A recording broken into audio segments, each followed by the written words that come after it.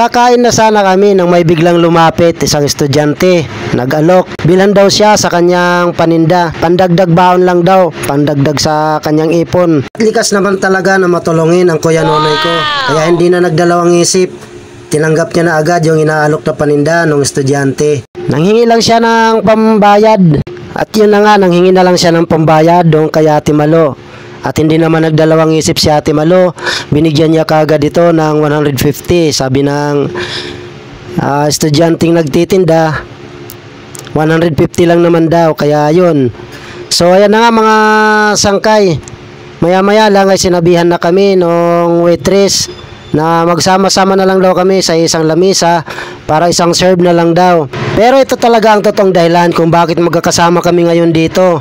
Magkakaiba kami ng tirahan, magkakalayo kami dito sa Maynila. Sinadya lang namin magkita-kita, gawa nga ng kagustuhan ni Ate Malo na magkita-kita kami kasi nung nakaraang uwi daw nila, nakaraang taong uwi nila ay hindi nila kami nakita, hindi nila kami nakasama. Kaya ngayon, kakalapag lang nila, kakarating lang nila galing sa ibang bansa. Kaya minabuti niya na magkita-kita muna kami bago dumiretso sa probinsya. Kasi pagka nagdiretso ng probinsya, baka hindi na daw na kami ulit makita, diretso na sila uwi. Kaya bago pa man sila sumakay ulit ng eroplano papuntang Tacloban, ay sinadya na nila na magkita-kita muna kami. At ito na nga, mag-alas 8 na ng gabi, kaya gutom na, nagre-reklamo na itong aming bulinggit. Kaya nung naglapag na ng pagkain, parang nabuhayan na, ayun o, hinahabol pa ng tingin. Pambihira naman talaga ang gutom mo. Kahit ako, gutom na rin.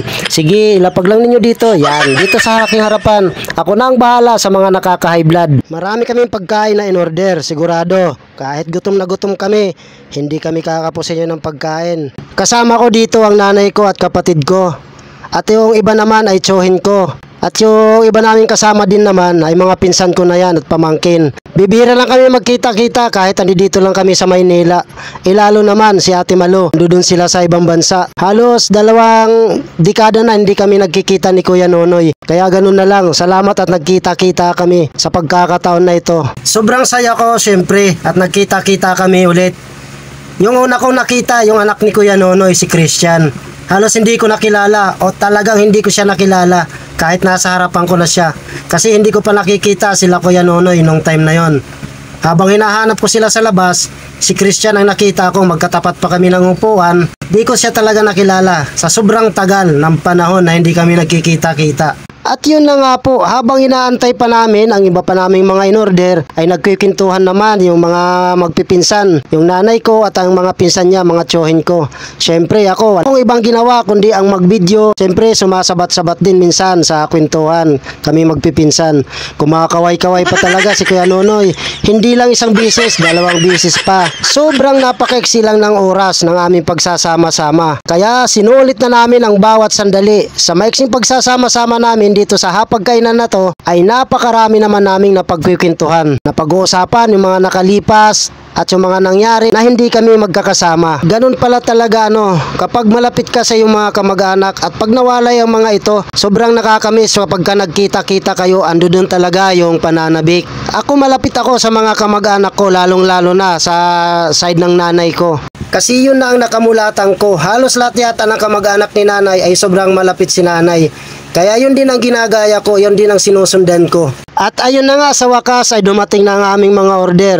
Sa sobrang gutom na, nagkanya-kanya na, nagsimula ng kumain. Pero habang kumakain sila, panay pa rin ang video ko sa kanila. Tuwan-tuwa ako dahil bibihira mangyari ang pagkakataon na ganito. Bibihira ko silang makasama, lalong-lalo na ngayon, magkakalayo kami at magkakahiwalay ng tirahan. Para sa akin, isa itong napakagandang pagkakataon, lalong-lalo na at nakuhaan ko sila ng video. Mamiss ko man sila, babalikan ko lang ang bidyong ito at sigurado mawawala na o mababawasan ang pananabik ko sa kanila.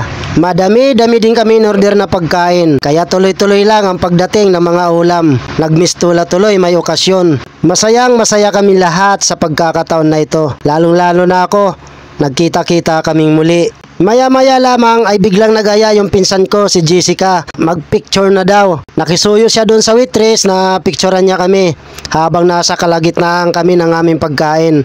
Okay na ako kasi meron na akong video, may picture pa. Sulit na sulit ang pagkikita-kita namin. Napakasarap pa ng mga pagkain dito. Asikaso pa kami ng mga waitress dito. Hindi talaga kami pinababayaan ng aming pangangailangan. Ayan na, eto na. Tapos na kaming lahat magsikain. Sa dami ng na-order namin mga ulam, hindi namin naubos yun. Halos tigkakalahati lang nababawas. Sayang naman kung iwanan natin. Magiging praktikal lang tayo. Ibinalot namin yun.